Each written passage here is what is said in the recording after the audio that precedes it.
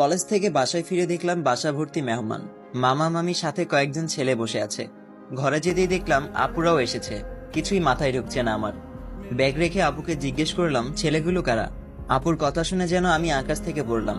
আপু বলল, ওই যে লম্বা ছেলেটা দেখছিস মাথা নিচু করে বসে আছে, ওটা হলো মামার ছেলে, মানে হৃদ ভাই। আর বাকি যে দুজনকে দেখছিস ওরা হলো তার বন্ধু। মামা মামি সহ এরা সবাই এসেছে তোকে বউ করে নিয়ে যেতে। আমি আপুর দিকে গরম চোখে তাকালাম। মজা করিস না আপু, আমি সিরিয়াসলি প্রশ্ন করেছি তোকে। আপু একটু ভ্রুকুচকে আমার দিকে তাকালো। আপু বলল, আমি তোর সাথে কোন দুঃখে মজা করতে যাব? আজ সন্ধ্যায় বিয়ে, বাবার কিছু বন্ধু বান্ধব আসবে আর হয়তো ফুফুরা আসবে, ঘরোয়াভাবেই বিয়ে হবে। আমি রাগে পানির গ্লাসটা আছাড় মারতেই তার টুকরো টুকরো হয়ে গেল।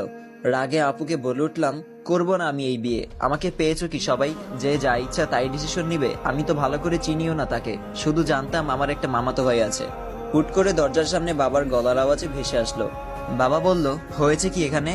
এত চেঁচামেচি কিসের? বাবার উপস্থিতিতে ভয়ে চুপসে গেলাম আমি। চুপচাপ দাঁড়িয়ে আছি, কিছু বলার সাহস পাচ্ছি না। এর মাঝেই আপু বিষয়টা সামলে নিল।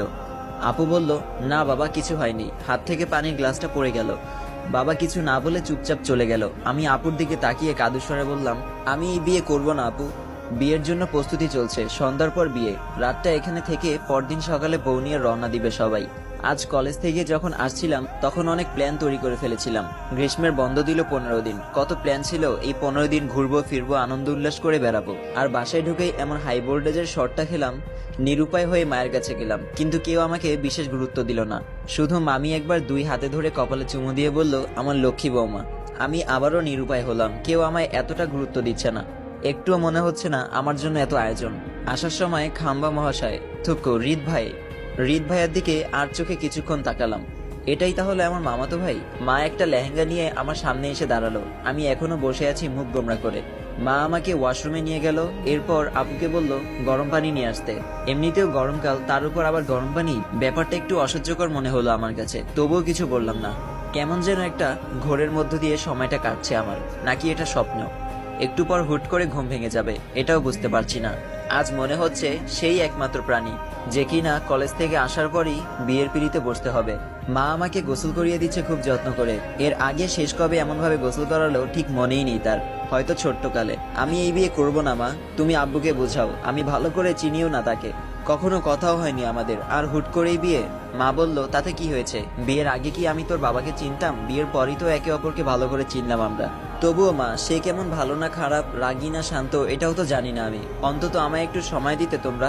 মা বলল, ওসব নিয়ে তোকে ভাবতে হবে না। হৃদ খুব ভালো ছেলে, যথেষ্ট ঠান্ডা মাথার ছেলে। ঠিক তুই যেমনটা চাস ঠিক তেমন। তা না হলে কি আমরা তোকে না বলে এত কিছু করতাম? আর পড়ালেখা শেষ করে দেশে ফিরেছে, এখন ভালো ডাক্তারও। তোকে ভালোই রাখবে সে। চোখের দেখে মানুষ চেনা যায় না মা। মা আর কিছু বলল না, আমাকে লেহেঙ্গা পরিয়ে আয়নার সামনে বসালো। সবাই আমাকে সাজাতে ব্যস্ত। আরশির এখনো বিশ্বাস হচ্ছে না একটু পর আরশির বিয়ে। আর যার সাথে আরশির বিয়ে হচ্ছে সে হলো হৃদ। হৃদ হলো আরশির মামাতো ভাই। সেই ছোটবেলায় দেখেছিল তাকে। চলুন গল্পে ফিরে যাওয়া যাক। এরপর আর আমাদের বাড়িতে আসেনি। আমি কয়েকবার মামার বাড়িতে গেলেও তাকে দেখতে পাইনি। পড়াশোনা নিয়ে বাইরে ছিল সে। এত বছর পর সামনাসামনি দেখার সুযোগ হলো, তাও আবার নিজের বর বেশে। আজ হৃদের ফ্রেন্ডগুলোর মতে একাকার সমন্বয় দুঃখ। হৃদের পিঠে থাপ্পড় দিয়ে বলল, শালা কোন জায়গায় বিয়ে করতে এলি? একটা শালি নেই তোর? আমাদের কি একটা হক নেই?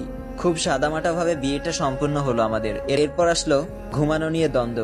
কেউ বলছে নতুন বিয়ে করা দম্পতি বাড়ি ফেরার পরই ওই বাড়িতেই তাদের প্রথম রাত সম্পূর্ণ হোক। আবার মা বলল, তার ছোট মেয়ে আর কোনো মেয়ে নেই, বড় মেয়েটারও বিয়ে হয়ে গেছে, তাই সে চায় আমরা প্রথম রাতটা এই বাড়ি থেকেই শুরু করি।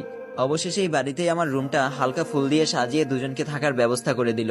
আজ আরশির বাসর রাত, ভাবতেই হাসি কান্না সব একসাথে আসতে গিয়েও তালগোল পাকিয়ে ফেলছে। আরশির মতে এটা একটু বেশি বেশি হয়ে গেছে। একে তো হুট করেই বিয়ে দিয়ে দিল, আবার এখন নাকি বাসর ঘরও সাজালো। কেন, একটু সময় নিলে পারতো না তারা?